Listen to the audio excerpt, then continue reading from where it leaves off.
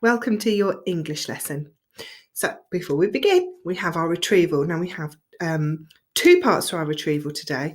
So this part is written on your worksheet. So what I'd like you to do is pause the video here and have a go at underlining first, what is a compound sentence? And second, which of these are not coordinating conjunctions?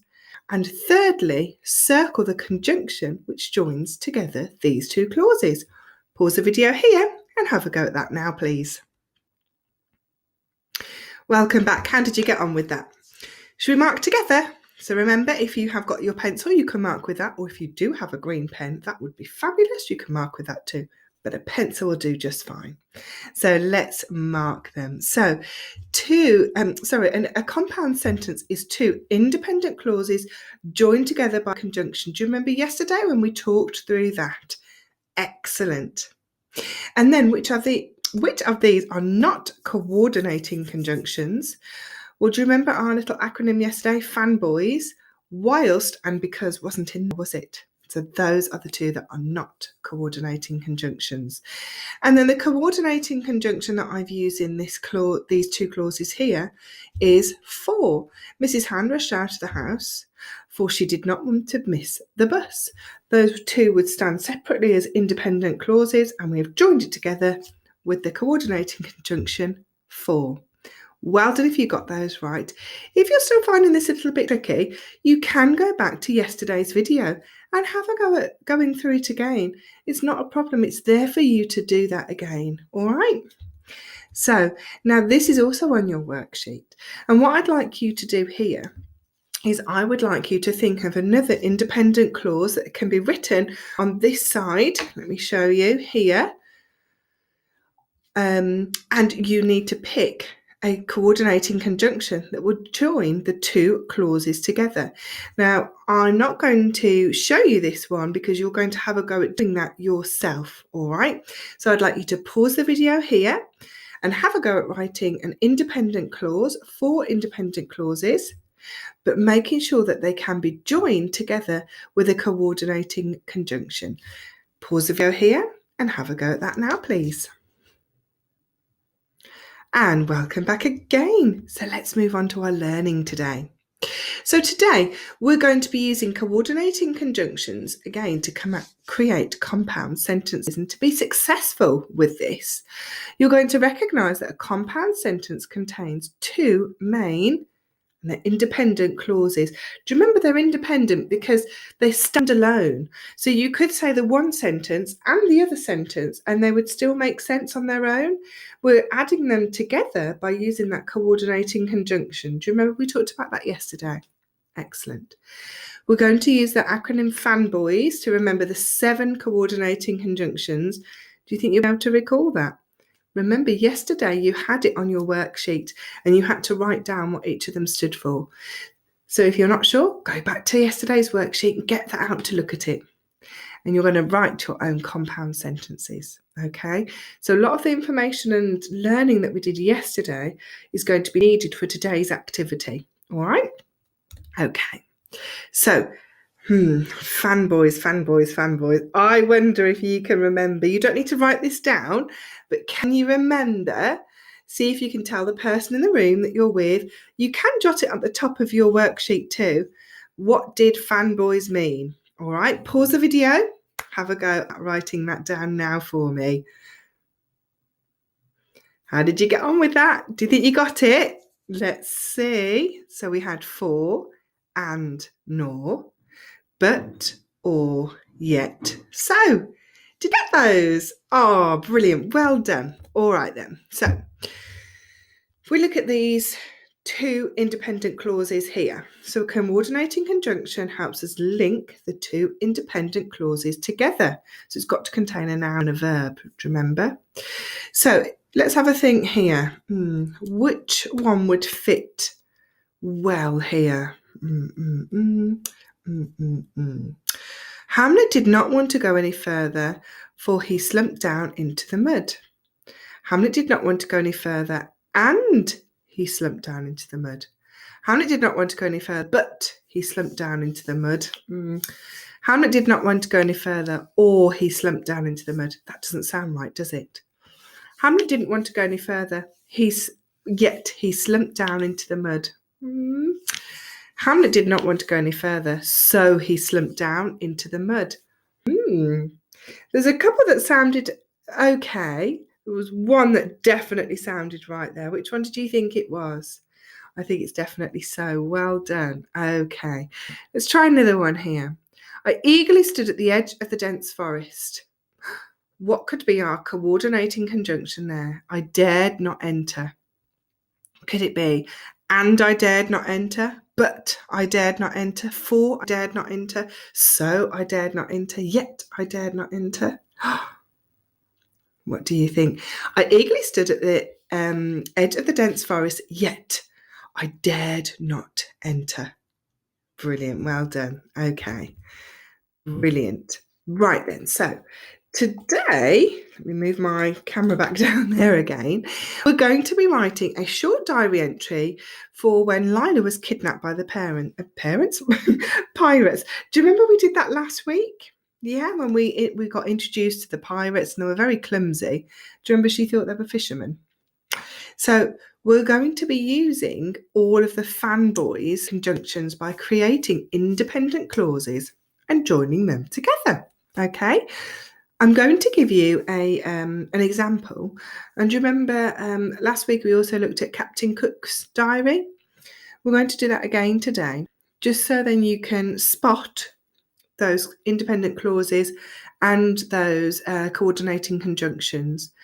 And then hopefully you will be able to remember that to put it into your own words when you write the diary. Okay, so you have got this. Okay, you have got this on your worksheet. Sorry, I totally forgot what it was called then. You've got this on your worksheet. So what I'd like you to do now is pause the video and I want you to spot the compound sentences. Now, what's going to help you there is by spotting those coordinating conjunctions. So again, like yesterday, circle the coordinating conjunction and then underline the compound sentence. That means the two independent clauses and put them together. All right. So spot the coordinating conjunction, notice the two independent clauses, underline them. Pause the video now and have a go at doing that for me. Okay, welcome back. Shall we move on? Let's see if you got it correct, shall we?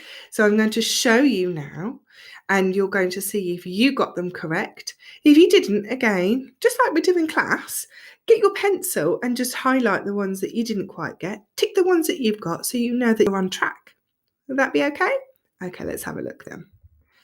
And here we go. So at the beginning, I woke early this morning, independent clause, for I wanted to get to the Huane Island before the other ships arrived. Can you see there? We've used the for, and there's our first independent clause, I woke up early. And the second independent clause, I wanted to get to Huane Island. It was still going to be days worth of sailing, and the winds were definitely not in our favour. Did you get that one? Brilliant. When I got on deck, I couldn't see any of the Buccaneer, nor could I see any land on the horizon. Did you get that one? Brilliant. We must have been quite a distance away from our destination. The air was still. There was no wind to fill the sails, but we still had the oars to row with. Did you get that one? Two independent clauses linked together with but. We would need all the men on board to row, or we wouldn't get to the island before the Buccaneer. Did you get that one too? Brilliant. It was going to be an almost impossible task, yet I did not want to give up hope. Did you get that? Fantastic. We would have got to Huane before the sun set so we could claim the island as our own. Well done.